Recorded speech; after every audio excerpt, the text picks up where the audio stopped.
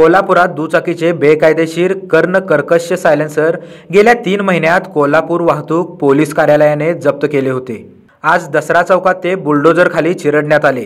कोल्हापूरमधून 701 आणि इचलकरंजीतून 36 असे एकूण 736 सायलेन्सर रस्त्यावर मांडून ठेवण्यात आले आणि त्यानंतर महानगरपालिकेचा बुलडोजर फिरवून ते नष्ट करण्यात आले। पोलिसांच्याकडून पहिलीच अशी मोठी कारवाई करण्यात आल्याने ते बघण्यासाठी नागरिकांनी वाहतूक प्रेमींनी मोठी गर्दी केली होती।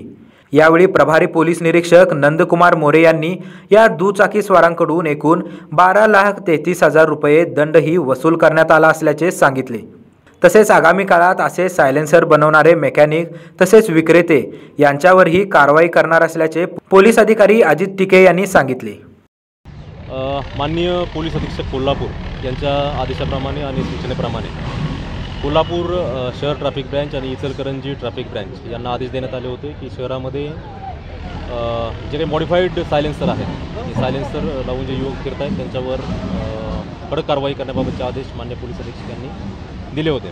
त्या कारवाईच्या अनुषंगाने इचलकरंजी आणि कोल्हापूर या दोन्ही ट्रॅफिक ब्रँचने कारवाई केलेली आहे।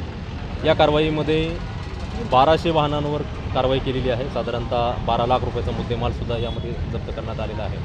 तसेच एकूण 737 सायलेन्सर जप्त करण्यात आलेले आहेत आणि आज ते सायलेन्सर आज आपण नाश करत आहोत। यापुढे सुद्धा शहरामधील वाहनधारकांना माझं आव्हान आहे की जे कंपनीचे सायलेन्सर आहेत तेच आपण वापरावे। या व्यतिरिक्त कुठलेही मॉडिफाईड जे सायलेन्सर आहेत ते आपण वापरू नये।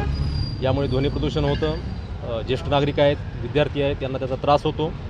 अशा प्रकारची सायलेन्सर जर यापुढे वापरण्यात येणार असतील तर या पद्धतीने कारवाई चालू राहणार आहे। या व्यतिरिक्त फॅन्सी नंबर प्लेट असतील, ट्रिपल सीट असतील, या हेडखालीसुद्धा मोठ्या प्रमाणावर कारवाई शहर ट्रॅफिक आणि इचलकरंजी ट्रॅफिक यांनी केलेली आहे आणि ही कारवाई यापुढेही अशीच चालू राहणार आहे।